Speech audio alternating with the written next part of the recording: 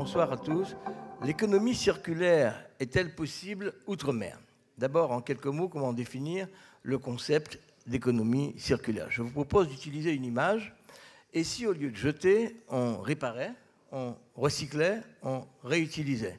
Ça paraît simple comme formule, mais si on l'approfondit, on en arriverait à repenser fondamentalement nos modes de production et de consommation. Peut-on continuer à extraire les matières premières, les transformer, les consommer et les jeter? Les ressources de la planète pourront-elles soutenir encore longtemps ce mode d'économie linéaire?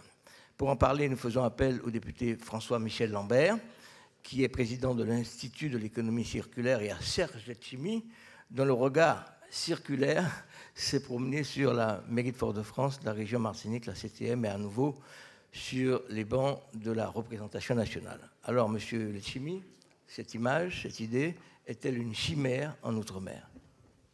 Oui, bonsoir. Bonsoir à tout le monde. Non, certainement pas. Au contraire, c'est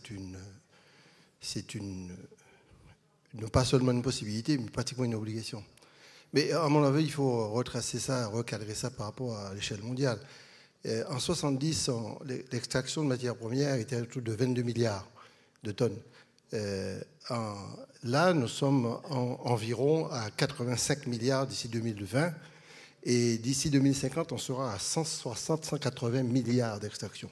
Ça montre bien que nous sommes condamnés non pas à poursuivre bêtement et méchamment, à seulement extraire, produire, consommer et jeter. Et trouver une solution pour à la fois redéfinir la matière, l'objet, que ce ne sera pas seulement la propriété de l'objet, de la matière qui prime, mais aussi l'usage de l'objet. Et c'est ce qui donne un sens à la fois stratégique et philosophique à ce qu'on appelle l'économie circulaire, redonner une nouvelle vie à la matière considérée comme une matière inerte. C'est ça.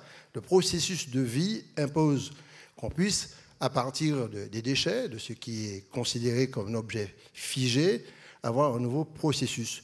Mais cela n'est pas facile parce qu'il faut changer les comportements, il faut changer les modes de consommation, il faut changer les modes de production. Et c'est dans ce sens que en 2015, une loi très importante a été votée, qui est la loi sur la transition énergétique, qui permet de définir l'économie circulaire et, deuxièmement, de rentrer dans un processus. Par rapport à nous, pour conclure, par rapport à nous, en Martinique, en Guadeloupe, en Guyane ou ailleurs, c'est un potentiel tout à fait exceptionnel, mais vraiment exceptionnel, parce que nous avons un retard tout à fait considérable. Nous devons absolument faire des efforts à la fois de tri et de consommation, mais aussi de recyclage. Je prends un chiffre. Le recyclage verre, plastique, etc., c'est 66% dans l'Hexagone, c'est 22% chez nous. Vous voyez le chemin qui reste à faire. Il y a de la marge. Monsieur Lambert, dites-moi réellement, y a-t-il des fortunes et des emplois qui sommeillent dans nos poubelles? Alors, merci de m'inviter. Je suis content de retrouver Serge Letchimy, puisque ensemble, nous avons porté ce chapitre sur l'économie circulaire qui fait de la France, et permettez-moi de prendre une petite aparté, le pays, au moins en Europe et probablement au monde, qui a la législation la plus avancée sur la question de l'économie circulaire, un chapitre qui est quasiment comme une loi extrêmement intéressante et qui redéfinit effectivement l'économie circulaire et même qui trace les pistes au-delà du tri, et je vais y revenir, au-delà du tri de ce qu'est une économie circulaire à la française. C'est celle qui se recentre sur les ressources pour créer beaucoup plus d'usage en chaque instant des ressources et ne pas laisser, même si à la fin elle sera bien triée, une matière première qui est utilisée, si elle n'est pas, qui est consommée mais qui n'est pas utilisée, c'est un gaspillage. Par exemple, la voiture, 90% de son temps qui ne bouge pas, c'est pas de l'économie circulaire. Et en ce sens, nous avons pu tracer des lignes. Alors, au niveau français, il y a des études sur la question de la croissance. Une stratégie d'économie circulaire, c'est 300 000 emplois à minima au niveau français. Mais comme c'est une économie extrêmement territoriale, parce que l'on doit faire avec les ressources du territoire, qu'elles soient intrinsèques ou qu'elles soient liées à la production, à la consommation, on doit se dire, comme sur un bateau, on prend la taille du bateau, ça peut être un canton, ça peut être une île, ça peut être un continent, et on dit, c'est avec ce que l'on a que l'on doit répondre aux besoins, et on répond aux besoins comment? Et c'est la deuxième dimension de l'économie circulaire à la française. j'y reviendrai après. À la française. À la française. Pourquoi je dis à la française? C'est parce qu'on doit répondre aux besoins par rapport aux hommes et aux femmes qui sont dans le territoire. Moi, je suis député de Provence. Vous imaginez bien que déjà, si je reste dans l'Hexagone, on n'a absolument pas les mêmes cultures que les Alsaciens. Si je vais dans l'outre-mer, ce sont d'autres cultures, d'autres attentes, d'autres besoins, d'autres façons de mobiliser. Donc l'économie circulaire, les ressources du territoire, avec les hommes et les femmes, avec les us et coutumes des territoires, c'est ce que la France déploie et c'est la force que nous aurons au niveau de l'Europe. Monsieur Letchimy, le sujet est dense. Comment faire? Sur quel point d'appui réellement peut-on faire prospérer cette idée? Vous avez d'ailleurs bénéficié d'une mission qui vous a été donnée par Mme Ségolène Royal à l'époque quand elle était ministre. Quel est votre retour d'expérience? Alors, avant de répondre à la question, je voudrais dire que ça n'a de sens que si on est en prospective d'un projet d'ingénierie de développement économique local, puisque l'avantage de l'économie circulaire, c'est de domicilier, de territorialiser. Et deuxième chose, ça n'a de sens que si on a un vrai projet politique derrière, parce que il ne s'agit pas simplement de dire qu'on va recycler telle matière, si on n'a pas une stratégie de valorisation, de réutilisation, de réemploi, y compris des pièces détachées des voitures. Et ça n'a de sens que si on inscrit l'économie circulaire dans la dynamique de développement durable. C'est fondamental et essentiel, lié à l'énergie, à la politique d'énergie nouvelle. Et ça n'a de sens que si véritablement les normes soient domiciliées concrètement et que l'Europe ne soit pas un frein, mais un avantage, ce qui n'est pas le cas tout à fait aujourd'hui. C'est la question que j'allais vous poser. Ah oui, est-ce qu'en Outre-mer, il n'y a pas trop de freins à cette histoire-là? Il y a des freins, mais le premier frein qu'on a à lever, c'est de nos têtes d'abord, et de considérer qu'on peut s'approprier ce champ et cette niche de développement économique. Si on surpasse ça, on peut surpasser le reste et faire comprendre à l'Europe que c'est inutile de faire revenir les VHU, par exemple, de Martinique ou de la Réunion en France, directement dans l'Hexagone, de faire des milliers de kilomètres en passant plusieurs ports, que de les traiter dans notre géographie cordiale, notre géographie territoriale. La mutualisation des déchets, par exemple, puisqu'on parle d'économie circulaire, c'est essentiel, puisque vous n'avez pas des déchets compatibles avec une masse nécessaire économique qui soit rentable. Donc vous êtes obligé de compter. Mais l'Europe va tellement loin, y compris la France dans ses règlements quelquefois inacceptables, c'est que l'utilisation... Inacceptable. L'utilisation, par exemple, de ce qu'on appelle l'aide au fret, n'était même pas autorisé pour mutualiser les pneus qu'on pouvait mutualiser entre la Guyane, la Martinique et la Guadeloupe. Parce que la Guadeloupe, aujourd'hui, a un pôle de développement de sous-couches de voirie pour les pneus, mais vous ne pouvez pas bénéficier de la diminution du transport par l'aide au fret. Vous ne bénéficiez de l'aide au fret que si vous renvoyez vos pneus à Paris. C'est un peu absurde. C'est pas seulement absurde, c'est con, quoi. Je ne voulais pas le dire. Alors, il fallait une bataille incroyable, mais ça a duré 2 années, pour permettre d'utiliser l'aide au fret pour transporter des pneus en Guadeloupe. Et c'est encore pire, parce qu'on n'est pas seul au monde. On a Martinique, on a Sainte-Lucie, on a Dominique, on a Trinidad, on a l'Amérique du Sud, on a le Brésil. La mutualisation possible de ces déchets pouvant être transformés en stratégie d'énergie est impossible, dans le sens... on ne peut pas non plus bénéficier de l'aide au fret. On l'a quand même fait évoluer il y a quelque temps. Et puis la dernière chose, je considère qu'il faut absolument que nous allions un petit peu plus loin en termes de conception. Il ne s'agit pas non plus de parler d'économie circulaire.